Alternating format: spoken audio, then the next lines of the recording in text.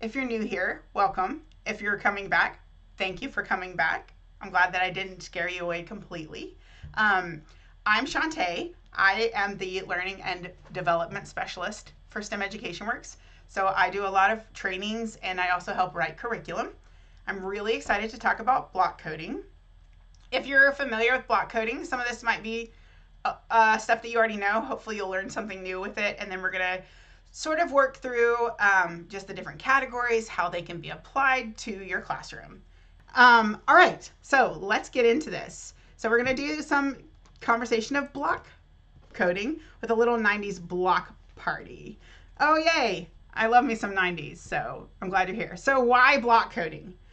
If you are wondering what's the reason for using block coding, what's the reason for it to be incorporated into working with kids, the biggest thing I say is it really gives them just a beginning understanding of how programming works. It represents text-based coding. It is not the same as text-based coding, but it has a lot of similarities. I just want to clarify that because any engineer out there would be majorly upset by me making it seem as though it's the same. It is not. It really does help with students having to not worry about the syntax errors, which we're going to talk about syntax in a second. And it really helps them understand, and it's more visually attractive, which makes it more fun for them to want to use it. So that's block coding in a nutshell. And here we go. The vocabulary check. And I did mention we're going to talk about syntax. This is just a very quick overview of some popular or commonly used words in coding. If you've never heard these words before, yay, I get to teach you a new vocabulary word. If you have, and you have add-ons, please type them in the chat, share them out. Algorithm is a very commonly used word. It's basically just the steps that are used in a code. Then you have sprites, which are the graphics that you can actually navigate. So if you don't have an actual robot, those are used, and that's what they are called in video games as well.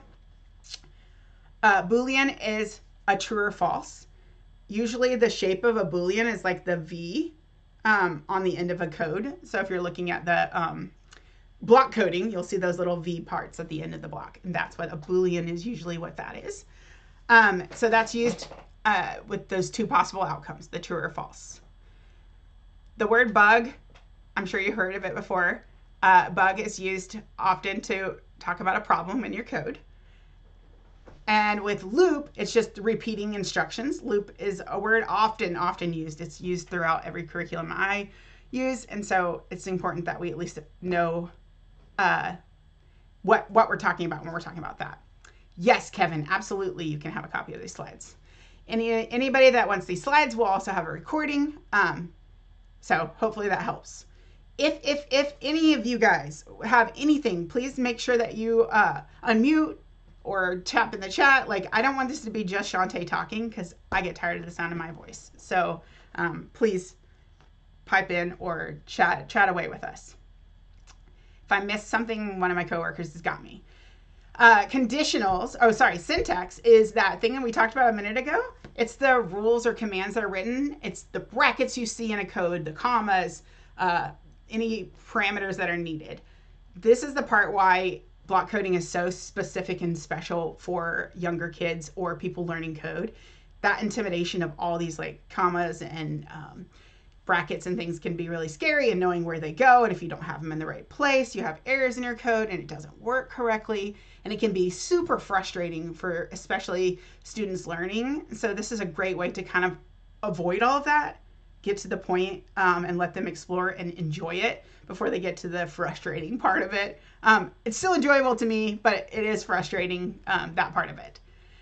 With conditionals, we have statements that only run under certain conditions. So usually it's an if-then statement used in a code. And then the workspace is that area of instruction. So they're repeating instructions. So anytime you see a workspace, the workspace is the area where you code. That is the little white space that kids click and drag stuff to. That is the workspace. Okay, so computational thinking, you've probably heard of it. If you haven't heard of it, you have been doing it, you just don't know that's what it's called, which is common in education. Obviously, like you guys know what it's like in the education world, you get a new name, but it's still like a previous concept that we've already tried before, just revamped another way. But this strategy involves using algorithms to solve problems. So typically it's used in computer related problems or related to the world around them. It's also addresses problems that are not related to computers, which we're going to look at in just a second. So you have decomposition, which is breaking down something into smaller parts. Then you have pattern recognition, so looking for that repetition. Students should be able to eventually read the code and be like, wait, I'm repeating myself over and over again. What could I do instead of that? So understanding that recognition is really a hard concept to get to, but once they start seeing it, it's really helpful in the long run. And then of course the algorithms, which are those steps needed to solve the problem. And then you have abstraction, which is probably, in my opinion, one of the most hardest concepts for students to get. And I was a math teacher, so you know what I'm talking about with that. It's like, hey, we're going to look kind of beyond that. And also in art, I feel like that's a really common concept. So we're going to look a little bit deeper into these in a way that personally I find a lot easier to retain this information. Like, all those words are great, but who doesn't love lasagna? So I think this right here, for me, I love analogies. I love visual representation. So this for me helped make it stick. So here, if you will, stay with me for this. We're making lasagna, right? So we're taking and breaking down the recipe into different steps.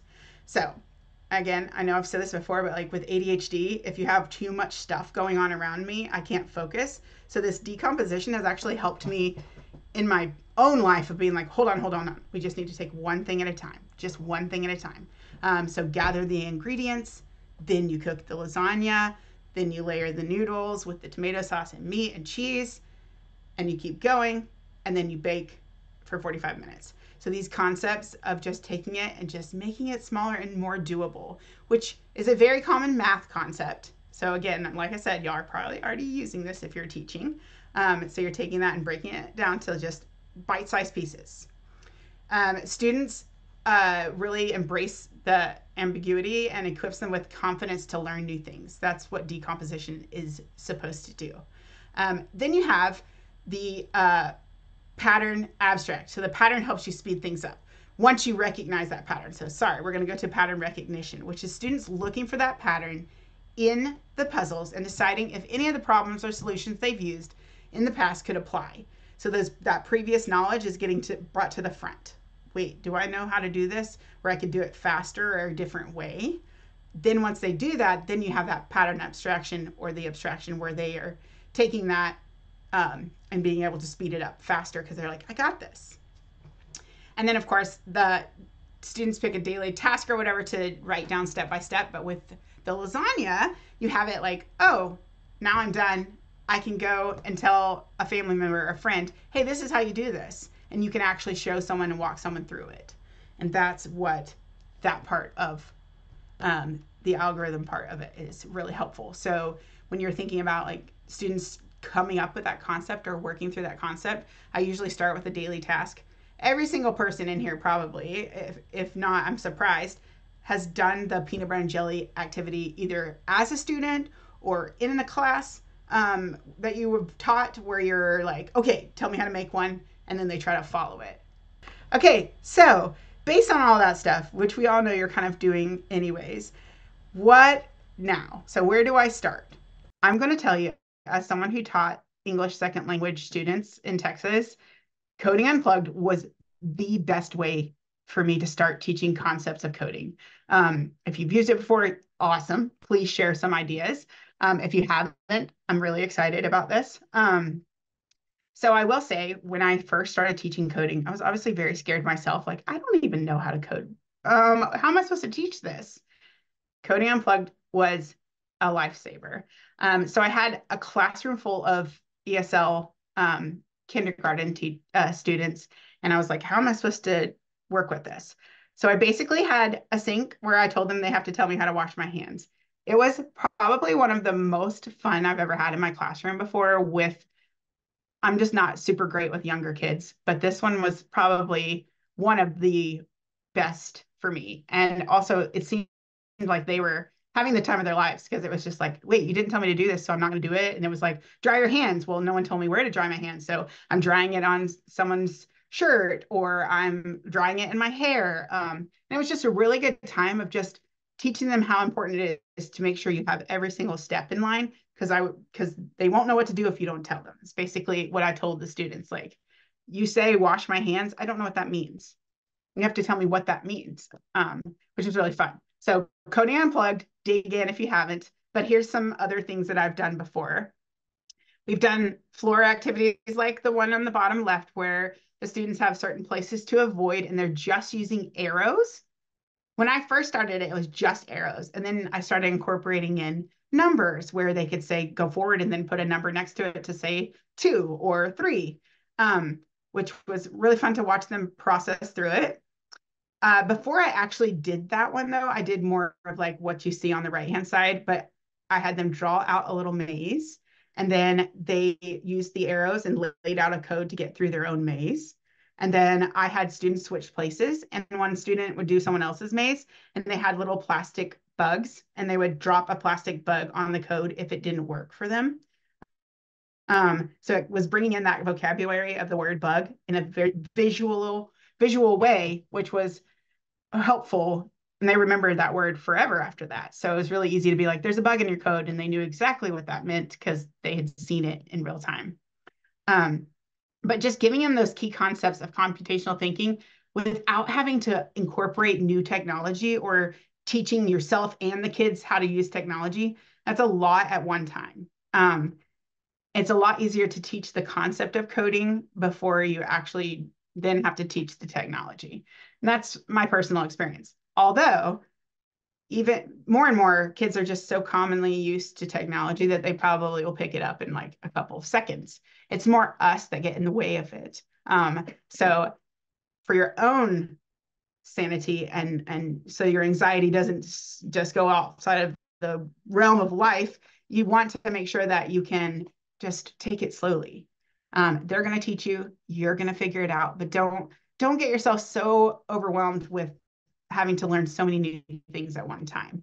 That's my advice, because it's really easy to be like, there's no way I can learn any of this stuff. It's just so much. There's always something new. And every time I feel like I've gotten it, there's something else that's changed. And I just feel like this way is just a lot more easy to handle. And whole group is easier because you can kind of see it and they're not on these technology devices where you have to walk around to support. Obviously, I'm a big fan of technology. I just feel like it's not a great way to start if you're not sure how to code. If you disagree with me, please say so. I am into having a debate, or if you're like, well, actually, I've tried this and it worked well. I'm interested to hear that as well. All right. So what is block coding? Block coding is a text-based coding in visual block form. Again, it's not equivalent completely to text-based coding, but it allows that.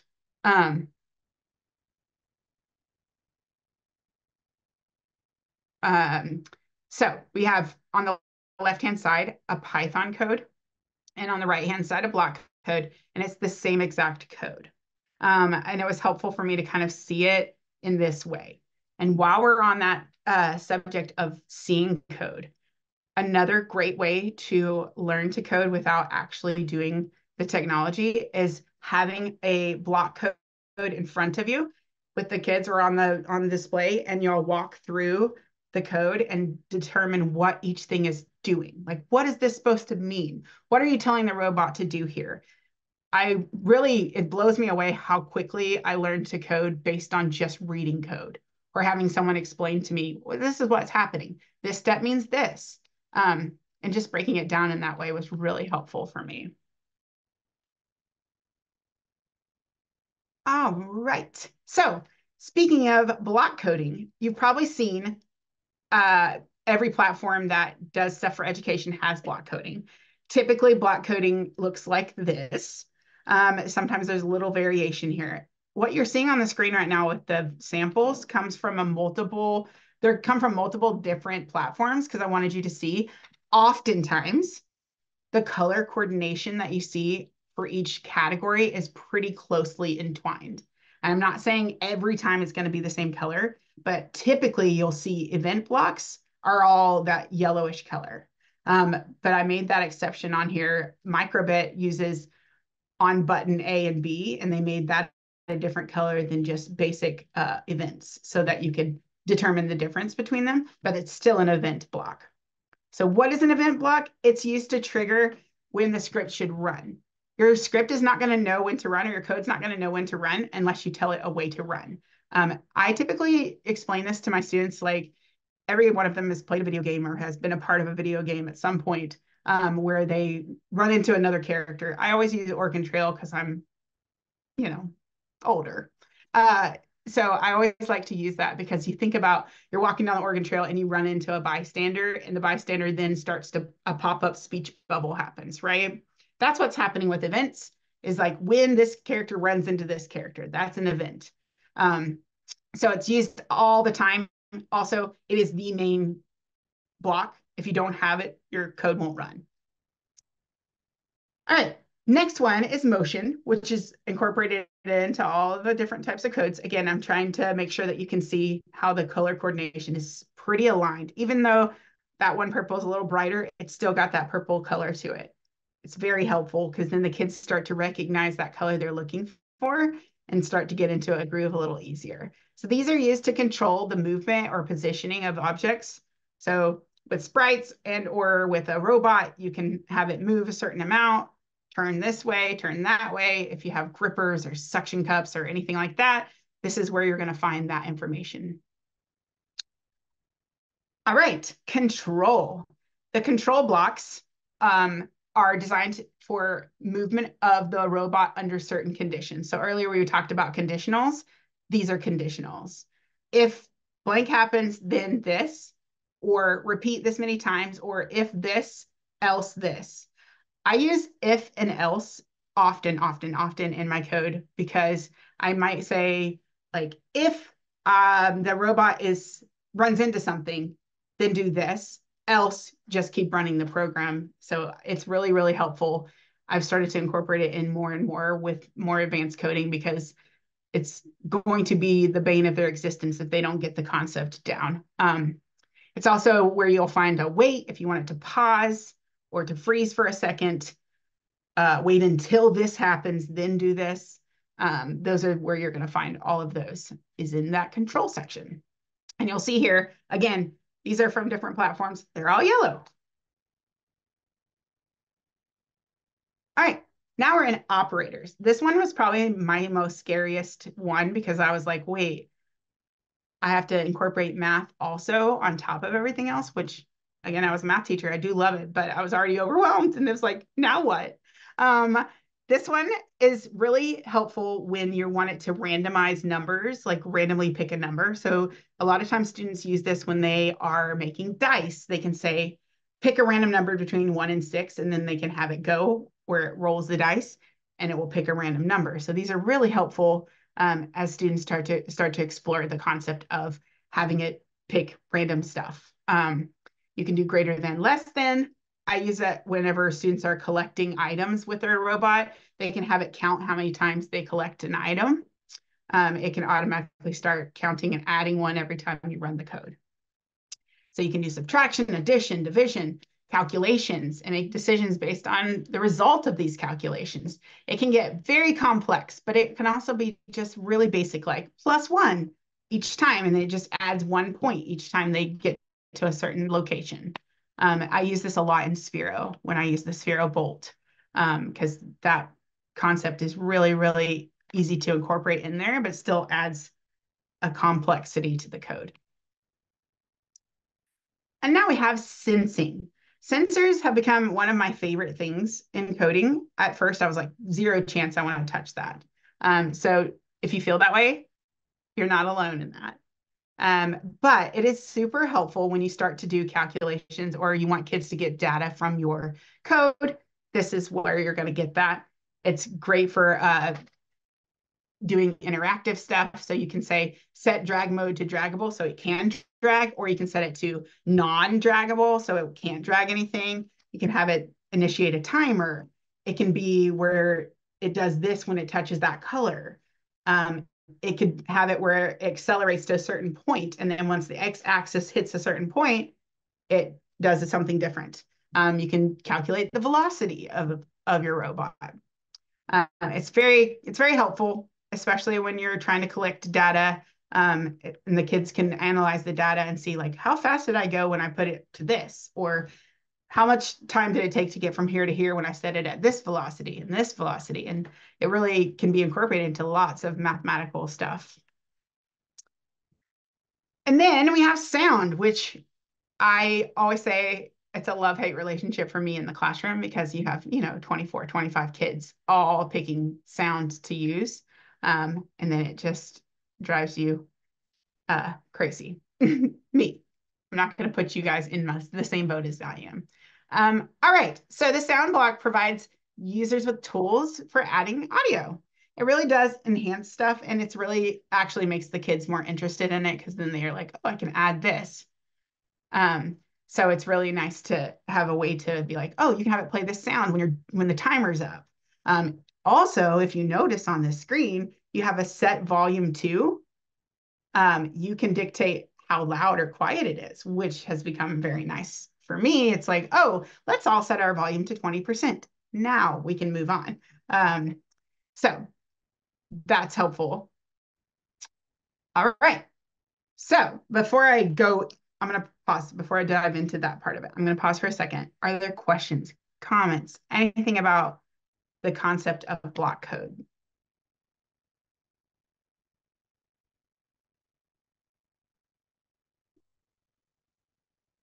I'm practicing wait time, you guys. I'm going to wait for a little bit of time just to make sure there's nothing I missed, or if you missed something, or if you're like, wait a minute, what was this? Thanks for coming, Jerry. Anything? I'm that good? Thanks, y'all. It's amazing. Um, I know it's just because y'all are tired. I'm just gonna let it slide. Um, all right. Nothing? Cool. We're moving on then.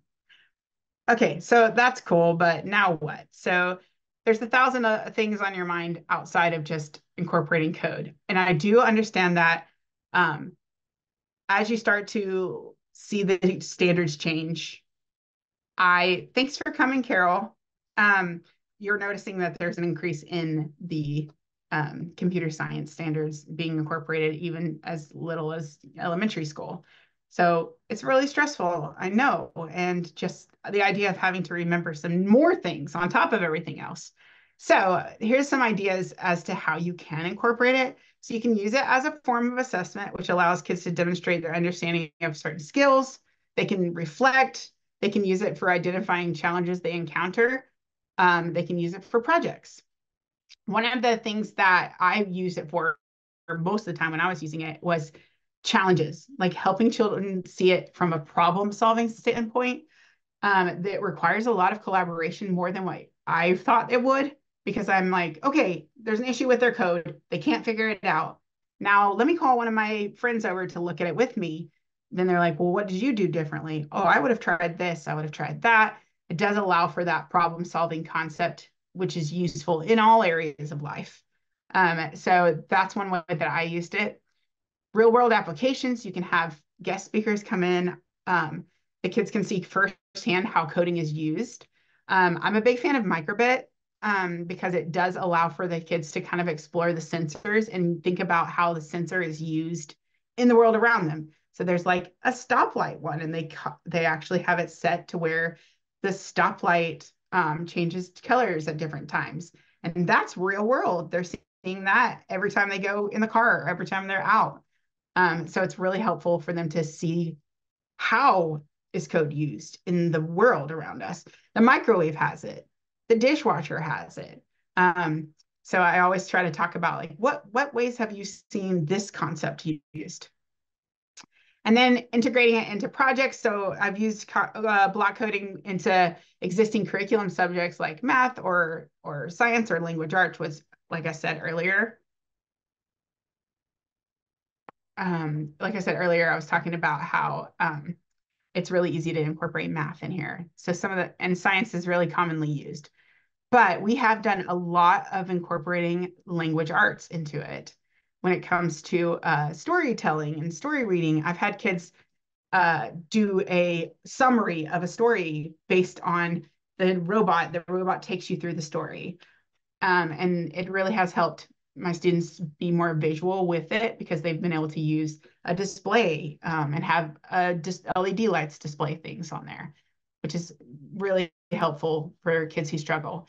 And on that topic, when I did teach coding in the classroom, I noticed that the students who were usually really struggling, whether it's with reading or they have IEPs, I noticed that they kind of shine in this situation because that whole outside the box thinking is so common for them that it just clicked. And I saw them shine and they started to develop a lot more confidence in themselves. And it was really exciting. I had a student that just would not interact. And suddenly, like, she was leading groups of kids in this concept.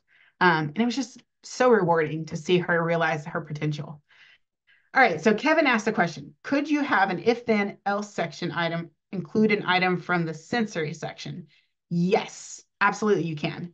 So the sensory section, I actually include it all the time. So I'll say like, if the velocity gets to this point, then shut the computer or shut the robot off. So in an activity I recently just wrote for the Sphero, there's a concept where they have to create a variable with the timer, which I didn't include variables because I didn't want to overwhelm you too much if there are people that are new to it, but we can definitely talk variables if you want to.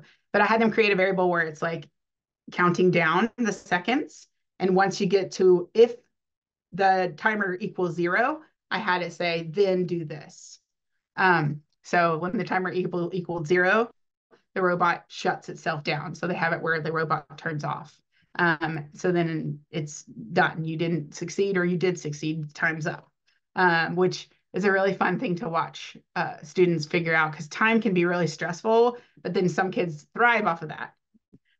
So that's one way I've used it. But you definitely will want to incorporate sensories, variables, and things like that. Any other questions about that stuff? I'm tired of hearing myself talk. I don't know if you're tired of hearing me talk, but you made it to the end of it. So congrats. This is your chance to give me any feedback and or conversation about any of this. Before we do all of that diving in, just that's the website. I'm assuming you probably have been to it. If you haven't, there it is. You can see all kinds of different webinars that we've done throughout the years. That's my direct line in the office. And that's the email address that me and the curriculum team share. So you can reach any of us. So if I don't see it or I don't know the answer, someone's going to have the answer for you in that email address.